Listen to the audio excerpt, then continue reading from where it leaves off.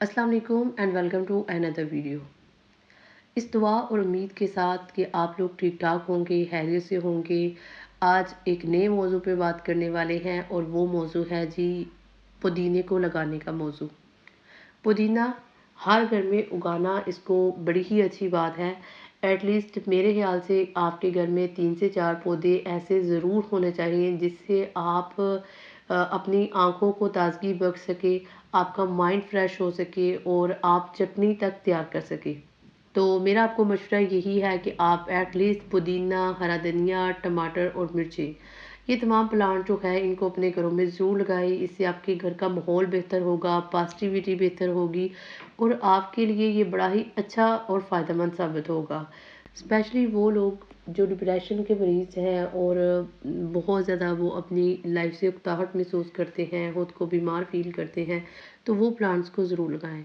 तो पुदीना लगाने के लिए आपने क्या करनी है, आपने टहनियाँ लेनी है पुदीने की। जो बारीक बारीक टहनियाँ होंगी इनको निकाल दें और जो मोटी और ताज़ी जो टहनियाँ होंगी उनको रख लेना है। उसके बाद आपने इसको लगा देना है 1 बाय 1 करके ज़मीन में। इसकी मिट्टी को आपने पहले एक दफ़ा ज़रूर फर्टिलाइज़र कर लेना है। फर्टिलाइज़ करने के बाद आपने 1 बाय 1 तमाम टहनियों को लगा देना है।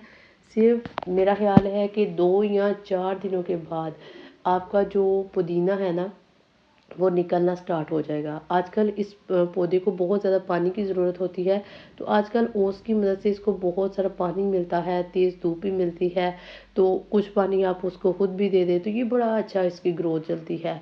तो मैक्सिमम जो है वो 10 या 11 दिनों में ये मेरे पौधे जो हैं पुदीने के वो तैयार हो चुके हैं। तो मेरा आप लोगों को यही मशवरा है, अगर आप लोग पुदीने में इंटरेस्टेड हैं पौधे लगाने में, तो ये पुदीना लगाने के लिए मौसम बड़ा बेहतरीन है। इसको लगाएं, इंजॉय करें, चटनी बनाएं, वैसे इसकी प्रूनिंग करें, इसको आप बहुत अच्छे तरीके से चला सकते हैं। तो ये मेरी थी छोटी सी वीडियो, ये एक मोटिवेशनल वीडियो भी आप इसको कह सकते हैं कि आपने पौधों को कैसे घर पे लगाना है, कैसे ये आपको फ़ायदा दे सकते हैं, आपकी सेहत के लिए बेहतर हो सकते हैं। तो मिलते हैं किसी और वीडियो में, तब तक अल्लाह हाफिज़।